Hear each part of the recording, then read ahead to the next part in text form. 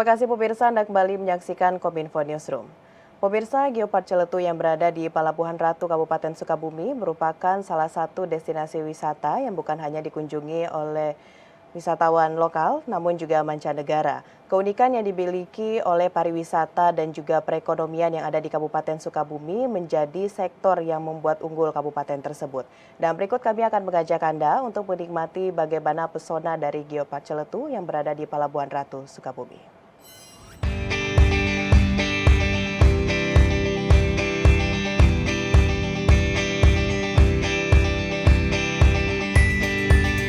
Kabupaten Sukabumi, daerah yang memiliki luas 11,72% dari luas wilayah Jawa Barat ini sering disebut dengan julukan tanah yang disukai, dengan ibu kota Palabuhan Ratu. Masyarakat Kabupaten Sukabumi memiliki kebanggaan tersendiri akan daerahnya karena memiliki lokasi wisata yang lengkap seperti gunung, rimba, laut, pantai, sungai, dan seni budaya atau biasa mereka sebut dengan julukan Gurilaps. Bukan hanya wisatawan lokal, berbagai wisata yang ada di Kabupaten Sukabumi ini juga menjadi sasaran berlibur dan juga edukasi bagi wisatawan mancanegara. Halo pemirsa, apa kabar? Kumadamang, Sampurasun. Kali ini saya Jondi, asli putra Kabupaten Sukabumi, tentunya ingin mengajak Anda pemirsa untuk menikmati salah satu objek wisata yang terkenal di Kabupaten Sukabumi. Namun pemirsa, bukan hanya terkenal di Kabupaten Sukabumi, hingga ke mancanegara. Yap pemirsa, Geopark Ciletu. Setelah ditetapkan oleh UNESCO sebagai Geopark, Ciletu terus berbenah untuk meningkatkan potensi yang ada. Nah pemirsa, bagaimana serunya berwisata di Geopark Ciletu? Ayo ikuti saya. Hayu ngiring.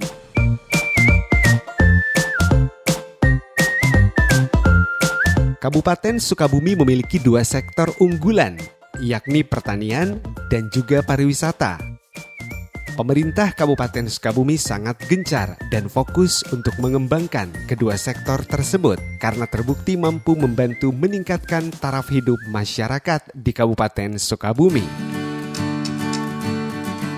Kalau lihat sumber daya alam yang dimiliki Kabupaten Sukabumi ya, ini luar biasa, dan kabupaten ini adalah kabupaten terluas di Jawa dan Bali yang kedua setelah Banyuwangi.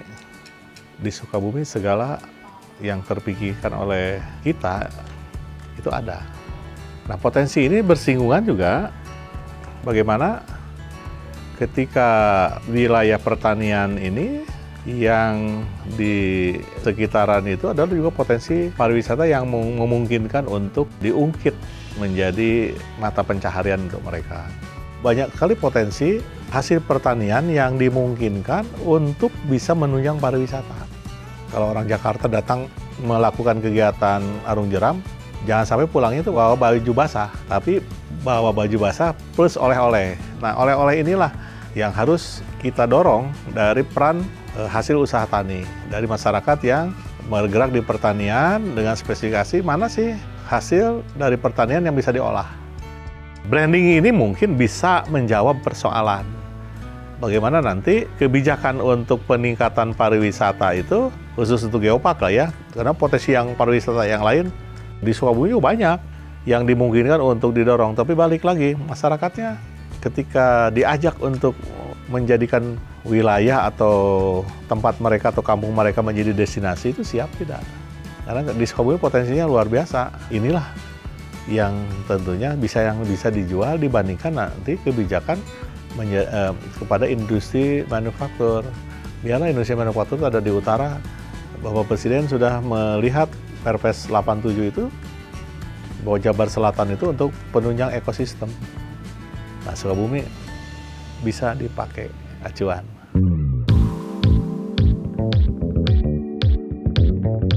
Nah pemirsa, lokasi pertama yang akan saya kenalkan kepada Anda adalah Geysir Cisolok yang terletak di Kecamatan Cisolok. Kalau dari Palabuhan Ratu, kira-kira kita membutuhkan waktu 30 menit untuk bisa sampai di objek wisata ini. Geysir adalah sejenis mata air panas yang menyembur secara periodik, mengeluarkan air panas dan uap ke udara yang muncul karena adanya proses hidrogeologi. Geysir Cisolok digunakan sebagai kawasan wisata untuk pemandian air panas.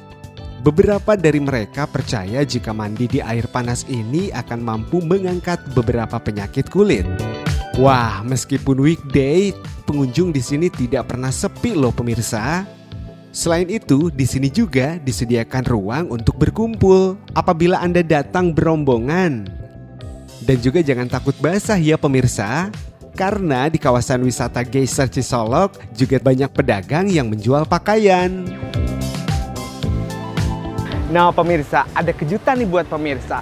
Konon katanya masak apapun bakal mateng. Nah saya udah punya kejutan nih buat pemirsa. Ini dia nih pemirsa. Tara! Ada 2 butir telur pemirsa. Dan nanti kita langsung celupin di air panas ini. Konon nanti bakal mateng pemirsa. Seperti apa? Ikuti saya pemirsa. Tetap di Geysir Cisolok pemirsa.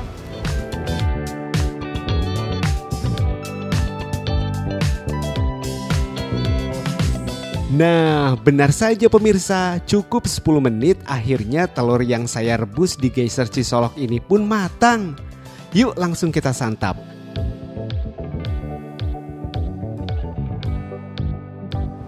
Mantap sekali pemirsa, mateng.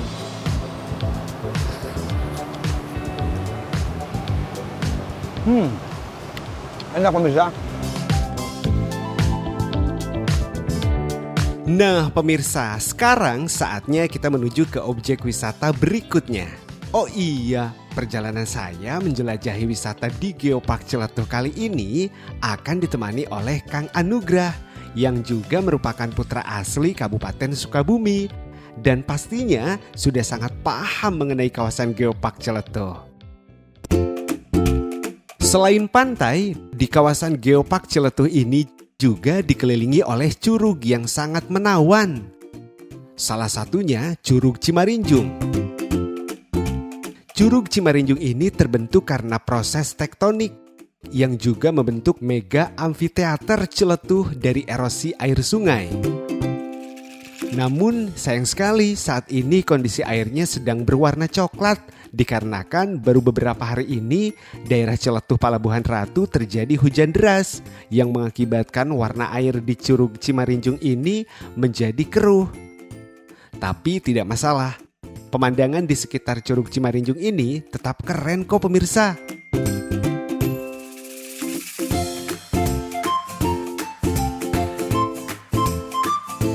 Bagaimana pemirsa? Sejauh ini apakah Anda sudah tertarik untuk berkunjung ke Geopark Ciletuh Palabuhan Ratu?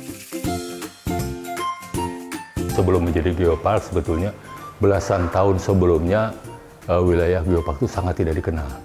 Tetapi ini adalah menjadi laboratorium lapangannya Fakultas Geologi Unpad. Nah kemudian pada tahun 2013 begitu Pak Gubernur Jawa Barat saat itu ingin punya geopark di Jawa Barat. Begitu ada keinginan punya geopark di Jawa Barat, data sudah tersedia karena penelitian dari Unpad sudah begitu banyak. Sehingga kemudian dari 2013 kemudian terus berproses sosialisasi ke lapangan 2014 dan sebagainya. Di akhir 2015 itu sudah ditetapkan sebagai geopark nasional. Tetapi waktu itu baru 2 kecamatan, yaitu Cimas dan Cilacap.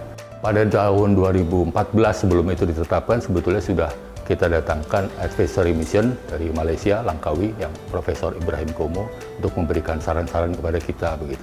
Kemudian setelah ditetapkan menjadi geopark nasional 2015 dengan 2 kecamatan, datang lagi advisory mission dari UNESCO yang ingin supaya ini jangan hanya 2 kecamatan terlalu kecil, sehingga oleh Guy Martini disarankan menjadi 8 kecamatan mulai dari Cisolok, Cikakak, Pelabuhan Ratu, Simpenan, Waluran, Cilacap, Cimas. Nah, 2016 kemudian pada bulan Juni kita punya 2 sertifikat jadi 2015 Geopark Nasional dengan 2 kecamatan, kemudian 2016 di bulan Juni ditetapkan lagi sebagai Geopark Nasional dengan 8 kecamatan, 2 sertifikat itu ya. Kita presentasi di Global Geopark Network Symposium, Asia Pacific Geopark Network Symposium, Kemudian 2017 kita sudah dinilai oleh UNESCO, dinilai layak untuk diajukan menjadi anggota Global Geopark Network. Sehingga pada bulan September 2017 kita dinilai oleh mereka. Asesor datang dan kemudian pada April 2018 tanggal 17 kita sudah ditetapkan sebagai UNESCO Global Geopark dengan nama Cilatuh Pelabuhan Ratu UNESCO Global Geopark. Tagline dari Geopark adalah memuliakan bumi dan mensejahterakan masyarakat. Nah, memuliakan buminya ini kita sudah upayakan terus dan jangan sampai rusak dengan prinsip konservasi, kemudian bagaimana pemberdayaan masyarakatnya itu bisa terjadi. Pemirsa, selanjutnya saya akan mengajak Anda untuk melihat wisata edukasi yang masih berada di kawasan Geopark Ciletuh, Palabuhan Ratu, yakni Kampung Hanjeli. Nah, ini dia Abah Asep, pendiri Rumah Hanjeli Abah Asep. Sejak tahun 2013, Abah Asep bersama dengan masyarakat sekitar melakukan konservasi dan pembudidayaan hanjeli yang diproduksi menjadi berbagai olahan, mulai dari pangan hingga aksesoris. Beruntung sekali hari ini saya berkesempatan untuk menyaksikan bagaimana proses panen hingga pembuatan bubur hanjeli. Hanjeli merupakan tumbuhan biji-bijian tropika dari suku padi-padian atau Poaceae yang berasal dari Asia Timur. Oh, jadi ini ya, Bah, perkebunan hanjeli ini, Ya, Bah? betul. Ini luasnya sekitar 5.000 sampai 1 hektaran lebih. Kita lokasinya bukan hanya di satu tempat aja sih. Kita ada di sebelah kanan juga di sana Ada di beberapa banyak tempat lokasi. juga ya, Ya, Bah? betul, betul. Berarti luas sekali ini tanaman hanjeli ini ya, Bah ya? Alhamdulillah. Nah, ini kita mau panen nih. Kebetulan ada Teh Koya. Oh iya. Teh Koya ini Bah. ketua KWT kita. Nah, ini cara panennya kita menggunakan ani-ani atau Ani-ani. etem kalau bahasa Sundanya. Oke. Nah, ini kita praktek langsung bagaimana cara panennya. Ada 2 cara sebetulnya. Ada 2 cara ya, Bah? Ya, pertama pakai etem, satu ya pakai golok. Kalau pakai etem itu kan semuanya panen, sudah pada tua semuanya, udah Iya. siap dipanen. Ini itu baru pakai golok. Tapi kalau sebagian ada yang masih muda, nah Masih itu muda. kita pakai menggunakan etem ini ya, pakai Bah? etem ini. Jadi kita pilih-pilih sebagiannya. Mau cobain belajar Boleh, Bah, ini. etemnya? Coba. Oh, Nah, jadi etem ini ya, Bah ya? ya betul. Etem. Cara Ini etem. ininya gimana Cara nih, Bah? pegangnya, Iya. ya, masuk sini. Iya. Nah, gitu. Oh, gini. Ya, sok coba. Oke, ini ya, Bah ya? Ya. Berarti yang udah tua seperti ini, Ya. Bah? Wah, Oke. Siap. kalau sama Ani itu harus pilih yang udah matang. Oh, di gini ya, Bah ya? Iya. Nah, ini mungkin ya? Iya. Oh, iya. Jadi harus menggunakan etem Ya. ini ya, Bah ya? Etem ini buat sambil buat itu aja. Ya. Kalau pakai Ani itu, ini tangannya harus goyang semuanya. Oh, harus Ini goyang. dijepit, Nah, jadi itu supaya nggak dijepit. lepas. Oh, Jadi gitu. tangan Iya, iya. digeser. Nah. Jadi lebih Oh, gampang. iya, iya, iya.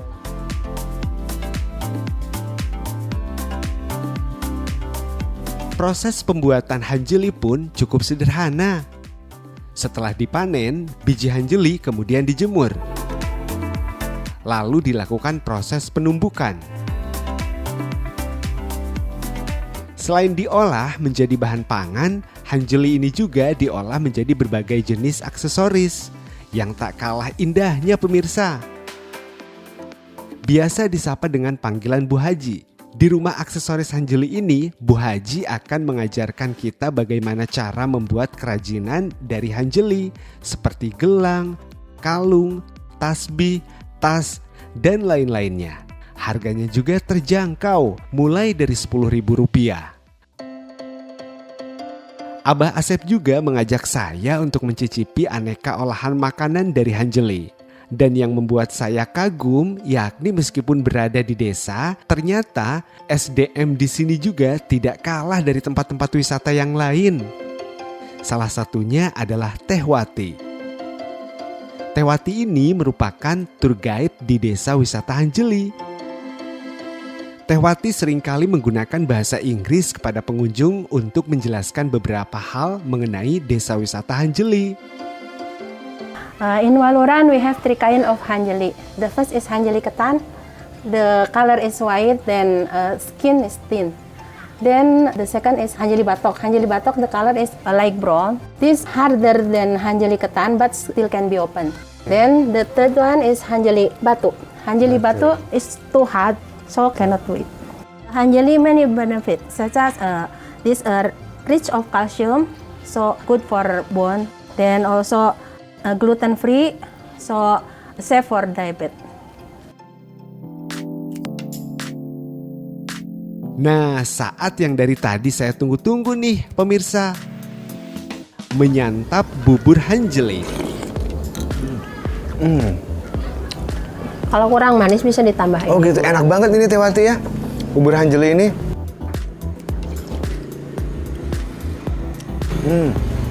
Pakai gula aren asli. Asli ini ya. Asli. Gula ini, jadi manisnya pun manis asli dari gula aren ini ya Mbak. Pakai ini yang putih-putih santan. Santannya ya.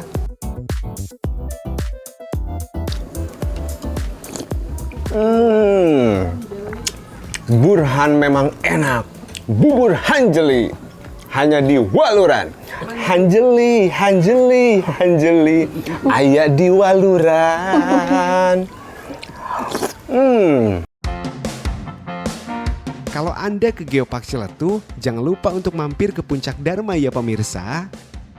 Di sini Anda akan melihat keindahan Geopark Ciletuh secara menyeluruh, pemandangan dari Puncak Dharma. Nah pemirsa, kumaha hoyong amengan ke Geopark Ciletuh Palabuhan Ratu. Hayu urang ngiring ke Geopark Ciletuh Palabuhan Ratu.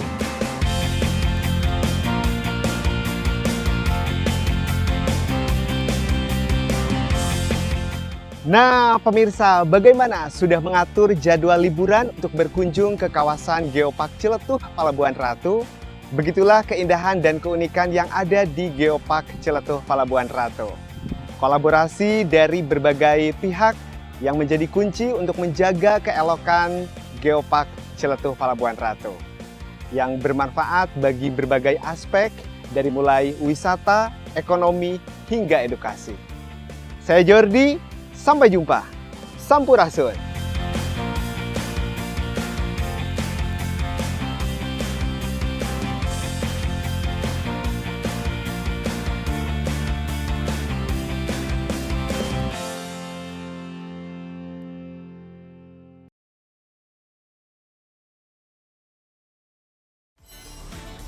Pemirsa, itulah informasi yang telah kami kemas untuk Anda. Dapatkan update berita pilihan setiap harinya di kanal Kominfo Newsroom atau melalui sosial media GBR TV.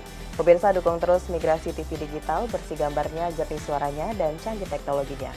Saya Mona Azari pamit, selamat malam dan sampai jumpa.